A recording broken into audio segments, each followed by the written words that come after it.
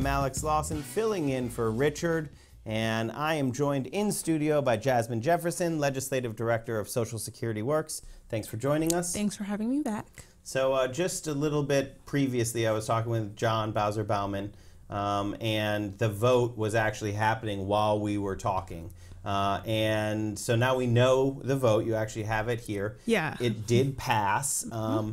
Tell me, were you watching it? How did it go down? Yeah, so what happened is the House Republicans voted on their version of their tax scam. That bill was passed with a vote of 227 to 205. So there were 13 Republicans who decided to vote against the bill for various reasons, I'm sure. But as we know, it passed by significant numbers, probably more than what we thought it would pass by. So we have some work to do before we get to the Senate.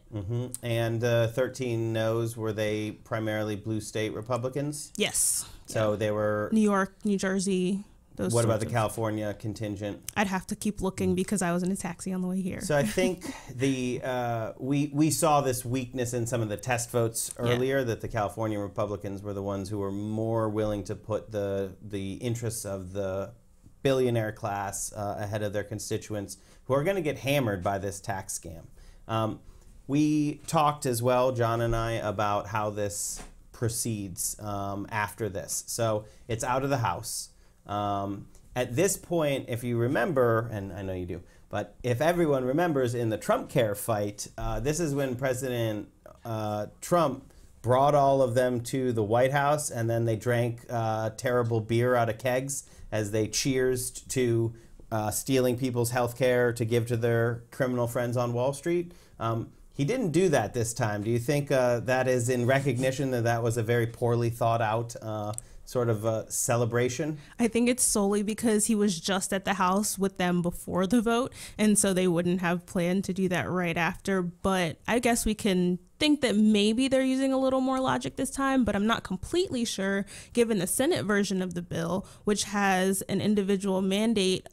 It's removed from the ACA work that we've done to keep in the past. So I'm a little confused as to whether they've learned their lesson or if they haven't, because they brought healthcare back into the debate again. I think they only have one maneuver, right? This is what we talk about all the time. And people, I think I'm making it like too simple, but I'm telling people, no, you believe it's more complicated than it is.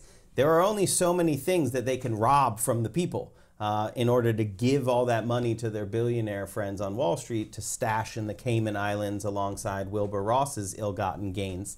Wilbur Ross, the Commerce Secretary, who was exposed for hiding his money in the Cayman Islands in the Paradise Papers. This tax scam people should think of it as related to what was exposed in the Paradise Papers. It's that group of people, these billionaires who are not connected to any country, and they are not interested in advancing the interests of any country. It's just their own fortunes. They go do whatever it takes to not pay any taxes. They use our roads, they use our courts, they use all of our infrastructure. They just steal money from the system and then don't ever want to pay anything into it. That is what we're seeing again. There's no difference. In the Senate, I think my take is that the Senate is just a little more honest than the House bill, because they're like, oh, there is no way we can do this without stealing people's health care, without 17 million people losing health care. But let's go to where we are. It's past the House. We know that. The Senate is parallel. It's already moving in the Senate. Yesterday, Ron Johnson said he was going to vote no. I'm going to put you on the spot. Do you believe him? No, absolutely not. No one believes him because he is the stupidest man in Congress, and that is saying a lot because Louis Gohmert is also in Congress. I mean, there's a lot of people in Congress, but he, I think, takes the crown still. But he also did the same thing in healthcare, right? This is how you get money to pour into your coffers, is you say, I'm going to vote no, and then all of the attention comes to you. But I also think that it gives us a toehold, something to work with, to get those 3 Republican no's that we actually need. What's your sense of, what does that look like? Who do you think are the top targets for that effort. I would say we're looking at the same thing, like you said, as the healthcare debate. So someone like Susan Collins, who's already said that she would vote no on a bill like this. We'd also look back at Senator John McCain, who says that process means a lot to him, and the process during the healthcare debate was why he voted no. If he thinks that that process was poor, then he should absolutely believe the process for this tax change is also poor.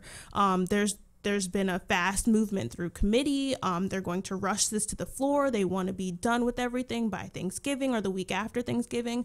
So it's the same process. So he should vote no. And honestly, any senator where their states would be affected by the state and local tax deduction that's gone, those senators, we should look at them and target them in the Senate and tell them that their states are going to be massively hurt, that their constituents are going to drastically lose Medicaid funding if we find that their tax reform bill passes. The tax scam is nothing more than $1 trillion out of Medicaid, $500 billion out of Medicare, removes the individual mandate, which 17 million people lose health insurance, premiums go up. I just described either Trumpcare or the tax scam. So it's the same, exact same fight. So I agree with you. I actually think because the SALT stuff is coming from the House, so we don't know if it's going to make it all the way through the process. The state and local tax deductions coming from the House. I think that we have Susan Collins, Lisa Murkowski.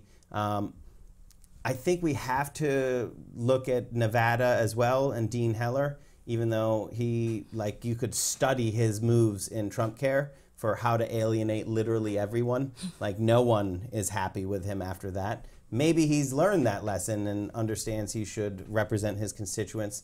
I think McCain, I'm less generous than you on why McCain, right? I think the process is his fig leaf. I don't know what his motivations are.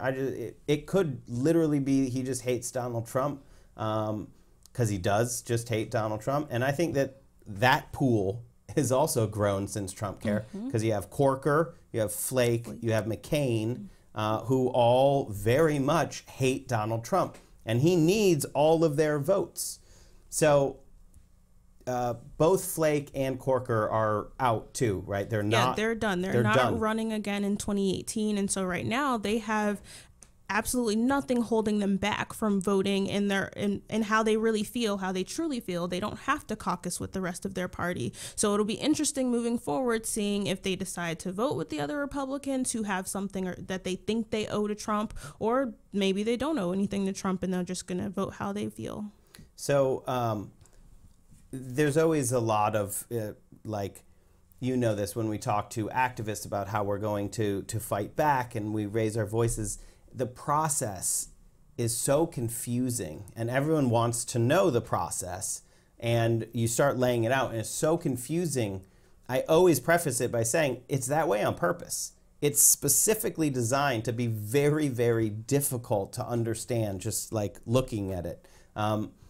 I always preface when I talk about this, but it also, if you do know what the process is, the Senate is not the last step in this fight either. So we're going to fight as hard as we can. We're going to use the exact same strategy we did in Trumpcare, but then it will have to come to conference. Conference is appointed by the leader in both houses, so Ryan and McConnell will appoint their people to conference, which means that's usually pretty cooked. Like, they can actually put their loyal soldiers in to get it out of conference. But that's going to be a mishmash of the two bills. Generally, it's the worst parts of both bills married together. So you get the state and local, removing the state and local tax deductions, which hammers New York, New Jersey, California, plus the individual mandate. I'm expecting that the conference bill is going to be the worst of both the House and the Senate version. And then that bill has to go back to both houses, who have to pass it again. So 2 more full floor votes. And we had 13 Republicans vote against it this time, which is lower. I was hoping it would be higher. We need to get 22 in the House or 3 in the Senate. Just 3. Just 3. And that is why I think it's really important that we have people, you know, hammering the phone lines again. That's how we won against Trumpcare. They're going to try to jam this through. We have to slow it down as much as possible. What else do you see, or what would you tell people who are, you know, it's happening right at Thanksgiving as well? What would you tell people to do if they want to take an action to fight back? Yeah, like you mentioned, they designed this so that you won't pay attention. They want you to not pay attention because you're tired from fighting against Trumpcare. But if you're looking to make a difference in this fight, then you have to do, like you said, you should make phone calls throughout the recess. There's got to be Thanksgiving parades happening. There are probably open door policy at a lot of offices. The members will be back at home during this week of Thanksgiving. If you want to go tell them how you feel about this tax bill, this tax scam, then you make sure that you go see them in person. Go see them at whatever events they have in the next week and tell them that they are not doing the right thing by trying to use this tax scam, by trying to cut Medicare and Medicaid by $1.5 trillion. It's unacceptable, and you have to make your voices heard. And next week is the time to do it. So I've, you know, we've talked, and we have a lot of writing on this. I think it's really important for people to understand that it's not, we call it a tax scam because it's not anything to do with taxes, really. I mean, that's like a vehicle they're going to use to reach into your pocket, to reach into my pocket, and to steal our health care. And that is what I want people to understand. Don't steal my health care to give to your billionaire friends on Wall Street. It's a simple message. So I think that is a really good point about, I was thinking that Thanksgiving made it a lot harder because everyone is, you know, they're going to not want to pay attention to politics. It's a time to reflect and be with family, which is what folks, that's good. The most radical act you can take is to get organized, but I am fine with 2 superlatives because I also say the most radical act you can take is self-care. And it's really part of the same thing. You have to take care of yourself, standing with your allies in this fight and knowing that you're not alone is part of it. So don't feel that everyone should remember they don't have to do it all. They don't have to do everything. Just do your part, what you can do, because it's not, I said in the beginning, it's not a sprint, it's a marathon. And then someone corrected me and said, it's not a marathon, it's a relay. So when you get the baton, you take it and you run with it, but hand it off as well. A really good point you made is that the members are going to be home during the Thanksgiving break. And that is a really critical time that if you are able, go into the office, raise your voice, just let them know. Especially if your Republican senator voted no on Trumpcare. Those are our highest priorities. So Maine, if you live in Maine, Alaska, if you live in Alaska or Arizona, your 3 senators. What about Kansas? Did he end up voting against it, or he just said he was going to? He just said it. Yeah. There's a bunch of people who said we should target all of them too. But if we get those same 3, then this tax scam goes down as well. What's your general, do you think that I think that the failure of Trumpcare, it did 2 things. It made it really important that they pass taxes, and I think that's what Donald Trump was saying to them. But also the hard feelings from that fight are very real. That's going to make it harder to pass. So just your guess.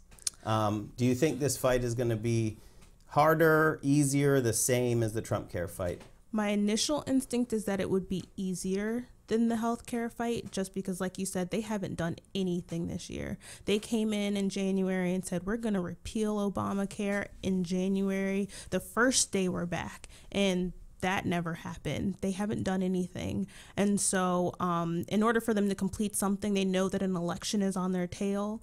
They know that constituents are watching. They see out the thing like Alabama race. They know that that's in the midst too. So we want to see how much pull does Trump really have? And I think that it would be easier for them, but that doesn't mean that we can't push back and we can't organize. Like you said, we can still win this. It's actually the only way we're going to win is if we are as organized as the Trumpcare fight. And I brought up the self-care part because I am feeling it around. I mean, I myself am tired. It is difficult to just be fighting back the whole time and to have to, to be like, again, they're going to try to take our health care. So we have to have our strategy, find those 3 Republicans. It's very focused. We have to do what we can. We have to raise our voices. And then you and I have to make sure that people know what's going on. That's what I see our job at Social Security Works, is really getting that information out to people. So Jasmine Jefferson, Legislative Director of Social Security Works, thanks for joining us here on the Zero Hour. Thank you for having me. And if you want to learn more about our work at Social Security Works, you want to plug into it, you want to get organized with us, go to socialsecurityworks.org, sign our petition there, and you will receive all the updates of what's going on, as well as opportunities for action.